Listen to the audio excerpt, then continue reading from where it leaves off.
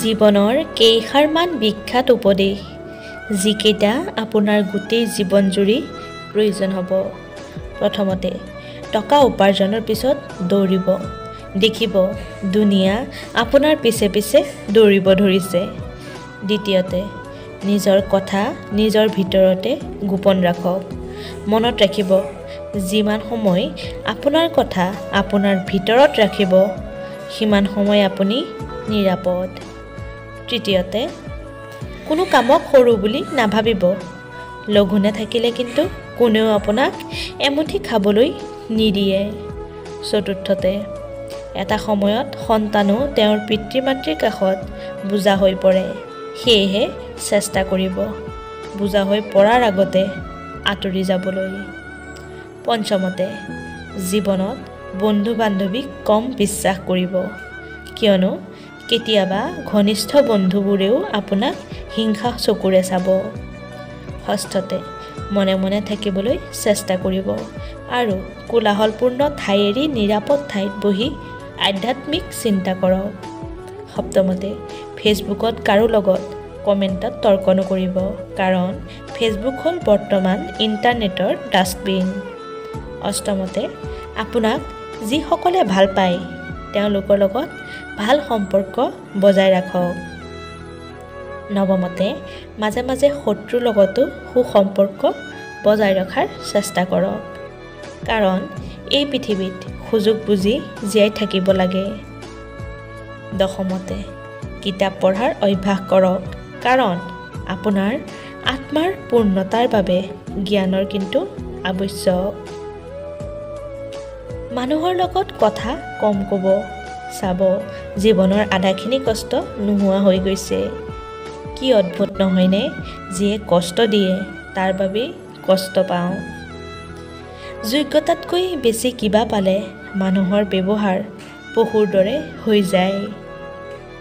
কোনোবাই বেছি অৱহেলা কৰিলে তাক উচিত শিক্ষা দিয়াৰ একমাত্ৰ উপায় হ'ল তাৰ পৰা আঁতৰি যোৱা, কাৰণ এই অৱহেলাই হ'ব পাৰে আপোনাৰ জীৱনৰ শ্ৰেষ্ঠ শিক্ষা।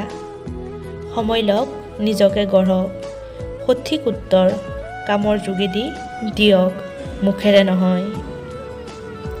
আমাৰ জন্মৰ পিছত মা দেউতাই কেতিয়াও আমাক অনাথ আশ্ৰমত থোৱা নাছিল। তেনেহ'লে আমি কিয় মা দেউতাক বৃদ্ধ হ'লে বৃদ্ধ আশ্ৰমত পঠিয়াই দিওঁ? এবাৰ কথাটো ভাবি চাব। কোনো মৃত ব্যক্তিক শ্মশানলৈ লৈ যোৱাৰ সময়ত নাভাবিব তেওঁক তেওঁৰ অন্তিম ঠিকনালৈ লৈ গৈ আছে, বৰঞ্চ জানি ৰাখিব এই মৃত ব্যক্তিয়ে আপোনাক আপোনাৰ অন্তিম ঠিকনা দেখুৱাবলৈ লৈ গৈ আছে, য'ত সকলো অহংকাৰ শেষ হৈ যায়। কিছুমান কষ্ট ইমান বিশাল যি সহ্য কৰিব পৰা নাযায়, আৰু কিছুমান দুখ ইমান অসীম যি বুকুত ৰাখিব পৰা নাযায়। কিছুমান মানুহ ইমানেই আপোন যে হেৰাই গ'লে তাক পাহৰি থাকিব পৰা নাযায়।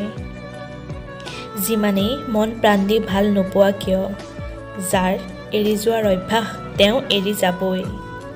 জীৱনত টকা পইচা আহিব যাব, বেয়া সময়ো আহিব যাব, কিন্তু প্ৰিয়জন এবাৰ গুচি গ'লে আৰু উভতি নাহে।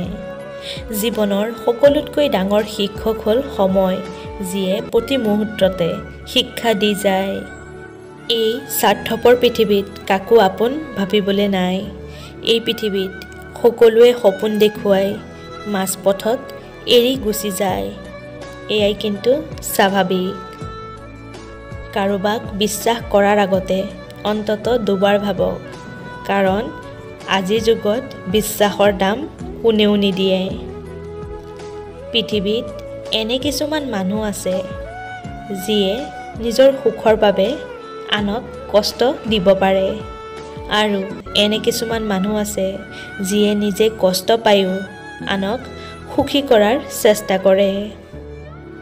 ভালপোৱা মানে কেৱল দেহৰ আকৰ্ষণ নহয়, ভালপোৱা মানে সন্মান, শ্ৰদ্ধা, বিশ্বাস আৰু ভৰসা। আটাইতকৈ ধুনীয়া সম্পৰ্ক হ'ল দুটি চকুৰ, একেলগে খোলে আৰু একেলগে বন্ধ হয়, একেলগে কান্দে আৰু একেলগে শুই থাকে। যেতিয়া কোনোবাই তোমাক সকলো সময়ত মিছ কৰে তেতিয়া চাগে তোমাৰ বহুত বিৰক্ত অনুভৱ হয়। কিন্তু কষ্ট সিদিনা পাবা যিদিনা বুজিবা যে তোমাক মিছ কৰাৰ নিচিনা আৰু কোনো মানুহ নাই। তেতিয়া অনুভৱ কৰিবা নিজকে অকলশৰীয়া বুলি। সুন্দৰ চেহেৰালৈ অহংকাৰ নকৰিবা, কাৰণ মৃত্যুৰ পিছত যোনে তোমাক চুব তেওঁ কিন্তু গা ধুব। জীৱনত সুখী থকাৰ মূল মন্ত্ৰ। জীৱনত সুখী থাকিবলৈ কিছুমান বিষয়বস্তু ত্যাগ কৰিব লাগিব। প্ৰথমতে কিবা বিষয় লৈ অতিৰিক্ত চিন্তা একেবাৰে নকৰিব। চিন্তা কিন্তু মাৰাত্মক এটা বেমাৰ। দ্বিতীয়তে অতীতৰ কথা ভাবিবলৈ বন্ধ কৰক। তৃতীয়তে সকলোকে সুখী ৰখাৰ চেষ্টা বন্ধ কৰি নিজকে সুখী ৰখাৰ চেষ্টা কৰক। চতুৰ্থতে অতিৰিক্ত খং আৰু কৃপণতা ত্যাগ কিন্তু কৰিবই লাগিব, তেতিয়াহে সুখী থাকিব পাৰিব। পঞ্চমতে অলপতে ভাঙি নপৰিব। জীৱনত বহু সমস্যা আহিব, সেইবোৰ ধৈৰ্য ধৰি সাহসিকতাৰে মোকাবিলা কৰিব লাগিব বা কৰিব।